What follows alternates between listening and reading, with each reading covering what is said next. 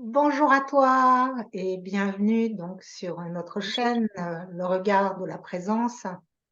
Et cette semaine, notre duo a envie de parler à propos d'un livre qui nous a amené plusieurs réflexions. Et donc, on va te faire part. C'est le livre Kilomètre Zéro de Maud Ankaoua. Et il paraît que ce livre a été vendu à 2 millions d'exemplaires. Et c'est un roman qui décrit un voyage initiatique au Tibet de l'héroïne qui revient complètement transformée. Alors ce livre a le mérite d'amener à la conscience collective que prendre soin de notre monde intérieur est le secret du bonheur profond, et il amène aussi de multiples leçons de sagesse que l'héroïne intègre à chaque chapitre. Alors c'est merveilleux puisque ça développe vraiment la conscience que oui, prendre soin de son monde intérieur permet de changer, pas forcément les expériences extérieures, mais change le regard. Et que ce regard de la présence, de la résilience, de la confiance, de la foi, eh bien, permet de lâcher le corps de souffrance, cette personnalité auquel nous sommes profondément trop souvent identifiés, pour entrer dans l'être-té qui accueille.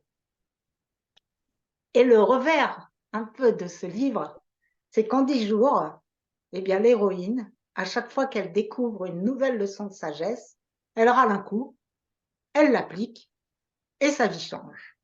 Donc, en 10 jours, elle atteint cet état de profonde sérénité, quasiment. Et là, c'est un peu problématique parce que dans la vraie vie, c'est pas comme ça que ça se passe. Le changement demande un engagement profond. Ça demande de nous rééduquer, et cette rééducation, cette éducation, elle passe par un engagement constant, permanent, quotidien, de chaque instant.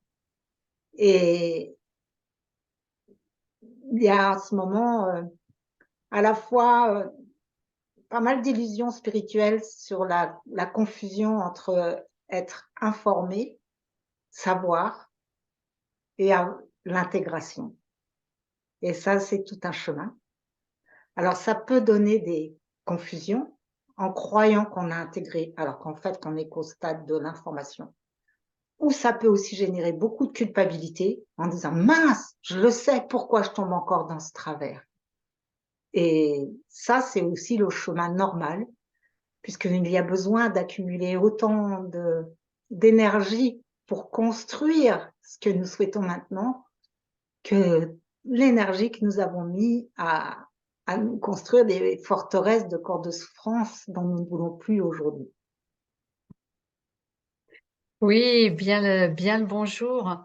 Alors en effet, même s'il peut y avoir des éveils spontanés, mais on a déjà vu que ces éveils spontanés ils demandent aussi après un effort d'intégration jour après jour. Et donc, quoi qu'il en soit, il y a une question d'engagement et d'assumer vraiment notre intégralité, notre intégrité en tant qu'être qui est incarné, d'être humain. Et pour toi qui es sans doute déjà sur le chemin, il y a plusieurs choses, c'est-à-dire comment trouver les mots pour des personnes qui sont encore très endormies, euh, pour leur permettre d'ouvrir les volets, on va dire. Aujourd'hui, le champ global est de plus en plus informé, donc c'est beaucoup plus facile. Les personnes peuvent très très vite s'ouvrir en fait dans la mesure où on a une parole, je dirais, pure. C'est le mot qui est là. C'est-à-dire que c'est pas un baratin qu'on resserre, c'est pas du réchauffé, c'est ce qu'on vit soi-même et ses propres intégrations en toute modestie, hein. Et c'est l'objectif de cette chaîne. Et en même temps, chacun peut le faire à sa mesure dans son quotidien. Et donc, il y a besoin d'une part de donner l'information. Et donc, pour ça, c'est de vraiment être en résonance avec la personne que l'on a en face. Par exemple, si c'est une personne âgée ou si c'est un adolescent ou si c'est quelqu'un qui est dans le business ou quelqu'un qui est à la retraite, les référentiels sont très différents. Donc, en fait, il y a une histoire de ressentir et d'écoute, sans jugement, d'écoute très ouverte. Et quand on sent qu'il y a quelque chose là où il y a une ouverture possible, juste en étant soi-même, de glisser les mots qui se présentent et oser en fait. Il n'y a pas besoin de forcer, de se dire je vais dire ça. Non, c'est oser dire ce qui se présente à notre conscience en écoutant la personne. Et vraiment, c'est une pratique que nous avons depuis des années. Et justement, sur le marché, ici ou là, dans le cabinet du médecin, on peut disséminer des paroles de connaissance. Elles feront leur chemin quand elles feront leur chemin. Simplement, c'est la justesse du moment qui fait qu'elles peuvent toucher leur cible. Et puis, il y a autre chose, c'est-à-dire, une fois que les personnes sont plus ou moins prêtes, en tout cas, c'est aussi il y a plein de choses. D'abord, de ne pas se laisser soi-même consentir à des baratins pseudo-spirituels. Par exemple, il peut y avoir des conversations. Oh oui, on sait très bien qu'on est créateur. Ou oh oui, on sait très bien que on est souverain. Ou ok, on sait très bien. Et alors, et en fait, depuis quelques mois, je m'applique personnellement à filtrer ça. C'est-à-dire quand j'entends quelque chose dont je sens que c'est propulsé comme ça et qu'il n'y a rien derrière, eh bien, je me débrouille pour je ne sais pas si je reformule vraiment, mais en tout cas pour mettre le projecteur sur ah oui, ça a été dit et en fait pour moi ça c'est ça peut être long ou c'est pas si facile ou en fait quand on dit ça mais qu'est-ce qu'on dit vraiment pour il y a un peu un effet d'envahissement en fait de toutes ces paroles parfois dites sans conscience et qui, quelque part, brouille l'information pure, qui fait que pour les personnes qui ne sont pas du tout encore dans ce chemin de présence et à ce qui est, ça fait peur parce qu'en fait, c'est agité. Et donc, vraiment, prendre soin aussi de ce qu'on reçoit. Et j'aime bien l'expression qui ne dit mot consent. Et quand j'entends quelqu'un qui dit oh ben oui mais on sait bien qu'on est tous créateurs, bah, je dis oui ok mais en fait là ça c'est dit mais et alors. Parce que c'est rester bien dans cette présence et éviter de s'embarquer dans cette vague un peu de dérivation. Et puis l'autre chose, c'est qu'il est possible, quelle que soit l'activité professionnelle, de propulser de la présence. Et de mon côté, c'est l'information que je donne et je montre en fait à des praticiens de quelle manière c'est possible d'être connecté au champ de conscience pur tout en pratiquant son activité. Donc ça va être des artistes, des gens qui sont dans la permaculture, des thérapeutes. Et vraiment, quelle que soit notre activité professionnelle ou notre activité quotidienne, on va dire, il est possible de jouer sur les deux tableaux, je dirais, mais dans un sens favorable, c'est-à-dire de jouer avec cette dualité où nous sommes des êtres alignés, humains, en relation avec l'humanité. Et donc, c'est vraiment de se laisser guider en résonance avec le référentiel de l'autre. Si on a un référentiel, par exemple, justement de permaculture et qu'on est en train de guider pour créer un jardin permaculture, eh bien, c'est comment je vais permettre à ces personnes d'ouvrir non seulement sur la préservation de la terre ou sur avoir plus en polluant moins, etc. C'est aussi comment ça se passe avec les êtres de la nature, Par exemple, hein, je vous donne l'exemple en fait d'une personne qui a suivi une de mes formations. Ça va être pour un artiste de se positionner par rapport à des projets.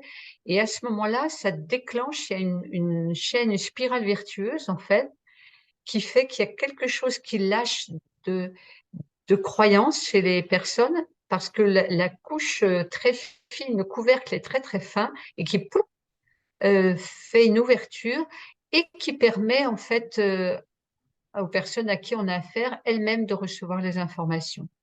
Donc voilà, des pistes pour que chacun, chacune dans notre référentiel, nous soyons en mesure de contribuer à cette période très particulière d'ouverture des consciences, en étant vraiment dans notre justesse, dans l'acceptabilité du référentiel de l'autre.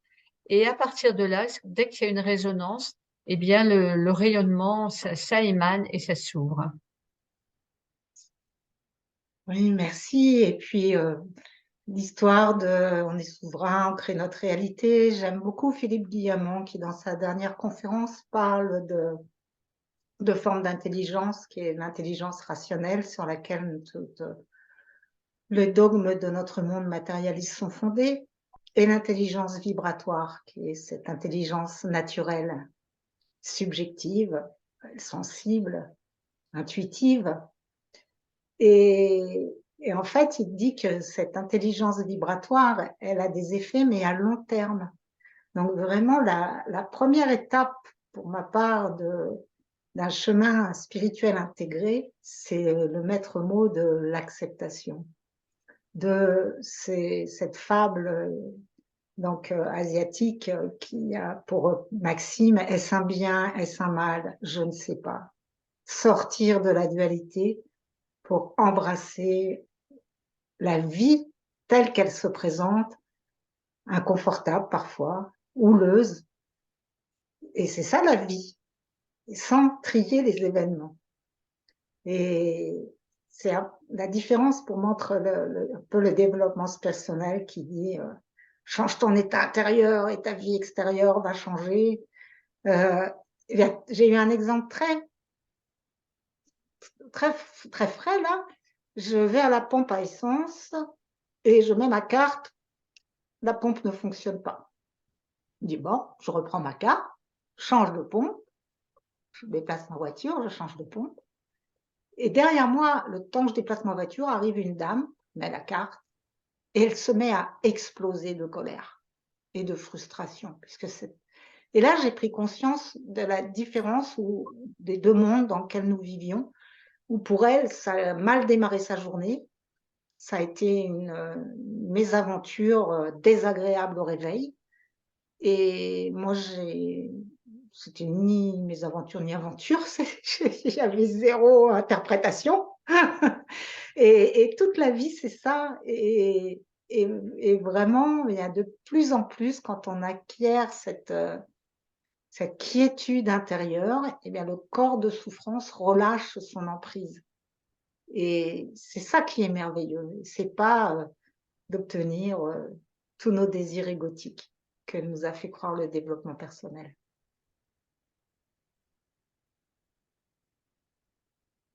Voilà, alors kilomètre zéro, une belle journée dans l'acceptabilité, une belle semaine et à très bientôt.